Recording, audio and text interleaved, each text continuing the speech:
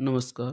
आज हम हिंदी साहित्य के इतिहास लेखन की परंपरा को जानेंगे। यानी कि आचार्य रामचंद्र शुक्ल साहब की से पहले की जो इतिहास लेखन परंपरा थी, उसको लेकर आज हम चर्चा करने वाले हैं। चलिए क्लास को शुरू करते हैं। हिंदी साहित्य के इतिहास लेखन की परंपरा, ये हमारा आज का शीर्षक है। हिंदी साहित्य के इतिहास लेखन की एक सुदृढ़ परंपरा, जीवन चरित्र लेखन की परंपरा का सूत्रपात भक्तमाल से माना जाता है। भक्तमाल से ही है किसका? शूद्र परंपरा जीवन चरित्र लेखन, इसकी शुरुआत भक्तमाल से मानी जाती है। विद्वानों में सहमति है कि इस परंपरा का टर्निंग पॉइंट हुआ भक्तमाल मूल्यांकन भक्ति की विधाओं के अंतर्गत आचार्य शुक्ल का साहित्य इतिहास लेखन में आना है। अतः इस इसमें भी किया जा सकता है। इस ग्रंथ में नाभादास की काव्य संबंधी संपूर्ण परंपरा को आचार्य शुक्ल पूर्व, शुक्ल योगीन तथा शुक्लोत्तर धारणाएं भी रेखांकित करने योग्य है। सारांशत ये कहा जा सकता है कि हिंदी साहित्य के स्रोतों में ये एक ऐसा स्रोत है जिसके आधार पर मध्यकाल को नए संदर्भों में आलोकित किया जा सकता है, कालखंडों में बांटकर देखा जा सकता है। आचार्य शुक्ल पूर्व साहित्य इतिहास लेखन। शुक्ल पूर्व साहित्य इतिहास लेखन परंपरा के दो रूप हैं, अनौपचारिक, औपचारिक। अनौपचारिक ग्रंथ वे हैं जो इतिहास लेखन के दृष्टिकोण से नहीं लिखे गए हैं और जिनमें रचनाकारों के जीवन वृत्त के संकलन की प्रवृत्ति दिखाई पड़ती है। औपचारिक परंपरा का सूत्रपात 19वीं शताब्दी में हुआ, जब कुछ इतिहासकारों ने पहली बार हिंदी साहित्य का इतिहास लिखने की सजग कोशिश की। अनौपचारिक इतिहास लेखन। हिंदी साहित्य के इतिहास लेखन की अनौपचारिक शुरुआत तो 19वीं शताब्दी में हुई, किंतु भक्तमाल तथा उसके आसपास के दौर में कुछ अनौपचारिक प्रयास दिखाई पड़ते हैं।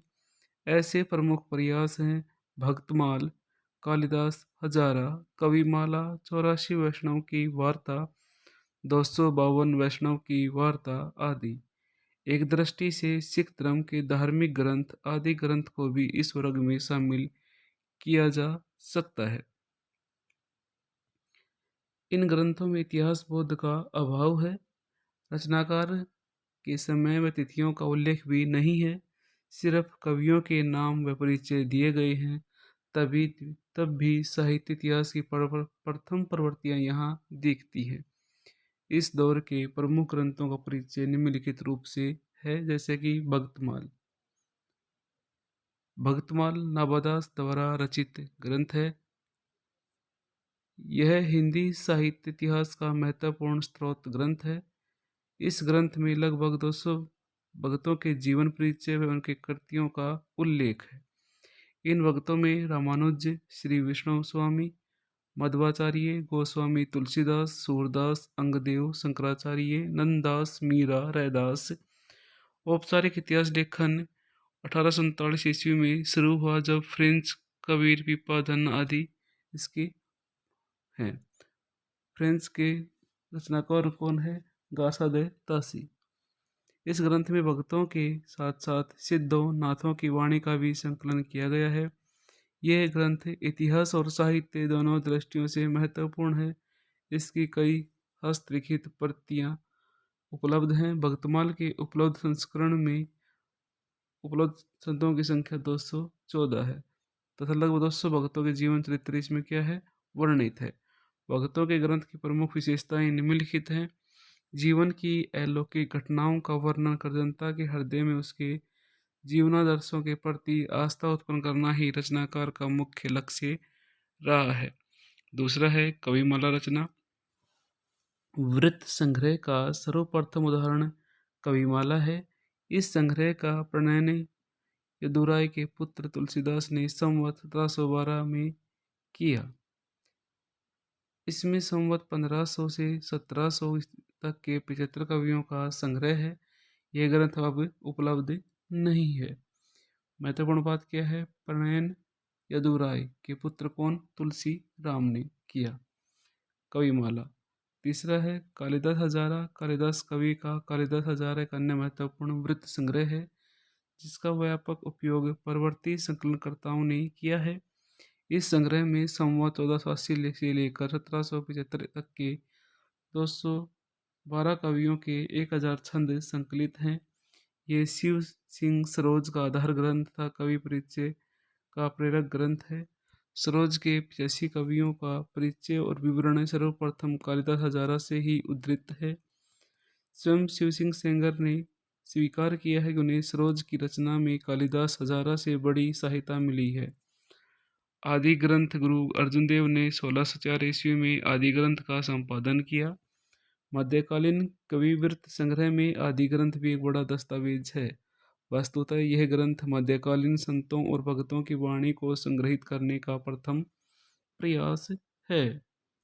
कबीर की प्रामाणिक वाणी का स्रोत यही ग्रंथ है। इसमें धन्ना सेन, परमानंद, बिखन, रामदास, बाबा सुंदर, गुरु नानक देव, गुरु अंगद, गुरु अमरदास, गुरु रामदास, गुरु अर्जुन देव तथा गुरु तेग बहादुर की वाणी आदि संकलित है। औपचारिक इतिहास लेखन में गारसा देतासी का अहम योगदान है।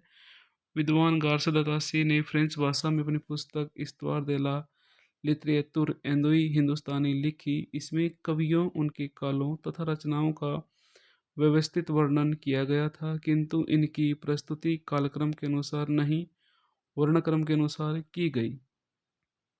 इसलिए यह इतिहास कम, तथ्यों का कोश अधिक है।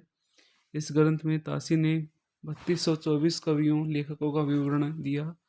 उन्होंने यथासंभव रचनाकारों एवं रचनाओं के काल का भी वर्णन किया है। प्रस्तुति कालक्रमानुसार न होकर वर्णक्रमानुसार है।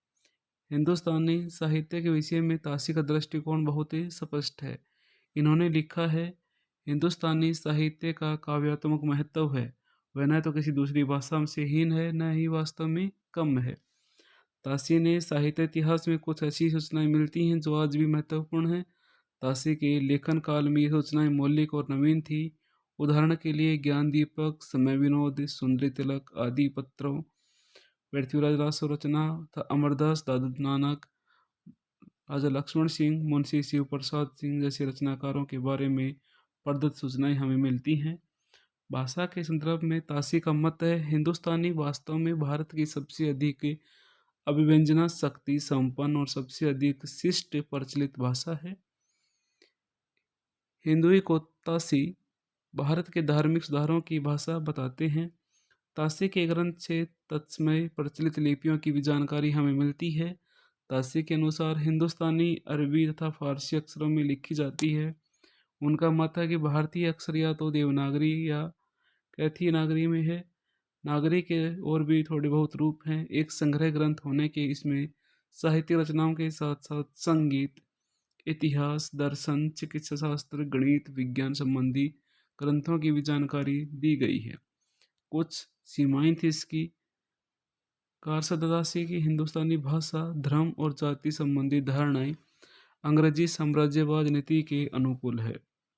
तासी के समय अंग्रेजों की नीति मुसलमानों को विशेष रूप से प्रसन्न करने की थी, इसलिए उन्होंने उर्दू भाषा तथा फारसी लिपि का पक्ष लिया। हिंदी भाषा तथा देवनागरी लिपि के पक्ष में उठे आंदोलन को की काफ़ी देर तक उपेक्षा की। गारसदासी की ऐतिहासिक दृष्टि पक्षपातपूर्ण है तथा उनकी ये दृष्टि भाषाई वास्तविकता को नहीं पहचान सकी। गारसदासी की धार्मिकता उनकी धार्मिक दृष्टि पर हावी हो गई।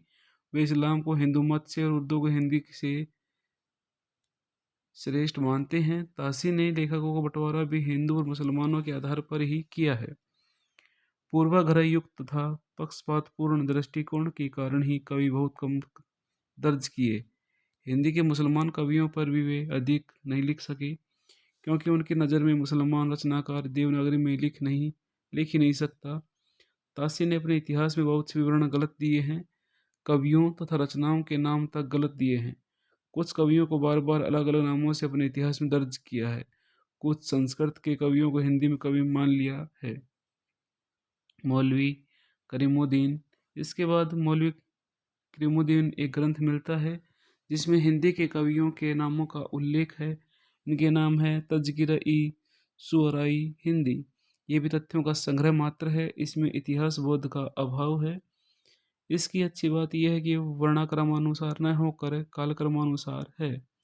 शिव सिंह सेंगर इसके पश्चात शिव सिंह सेंगर ने 1883 ईस्वी में शिव सिंह सरोज नामक ग्रंथ थे, जिसमें लगभग 1000 कवियों के जीवनियाँ और कविताएं प्रकाशित की।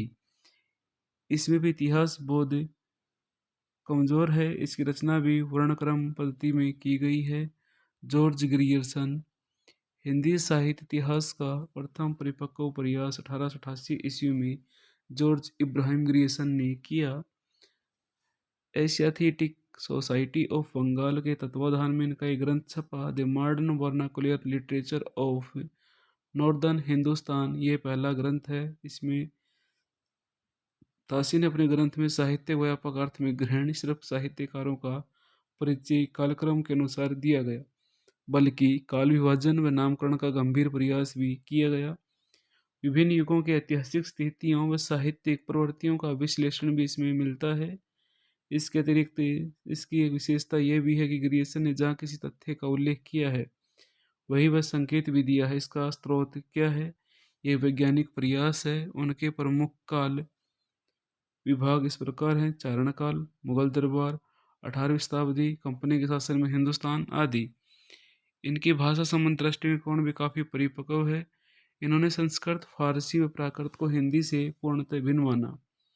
भक्तिकाल को सर्वप्रथम स्वर्ण युग की संज्ञा दी, जो आज भी बिना किसी विवाद रूप से स्वीकार्य है। कुल मिलाकर इन्हें हिंदी साहित्य इतिहास लेखन को परिपक्वता प्रदान करने का पहला गंभीर प्रयास माना जाता है।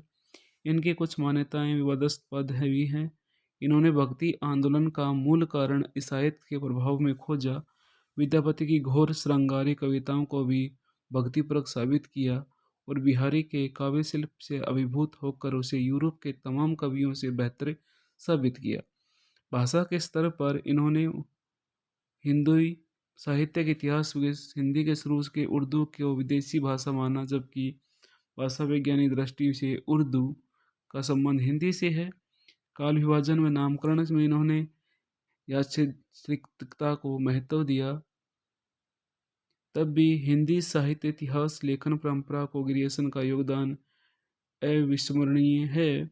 बहुत कुछ राजनीतिक, सामाजिक, सांप्रदायिक व धार्मिक परिस्थितियों के अनुसार होती हैं। इस कथन के आधार पर हम इस दृष्टिकोण में अंतर्निहित चार मान्यताओं को समझ सकते हैं। साहित्य भी बदल जाता है।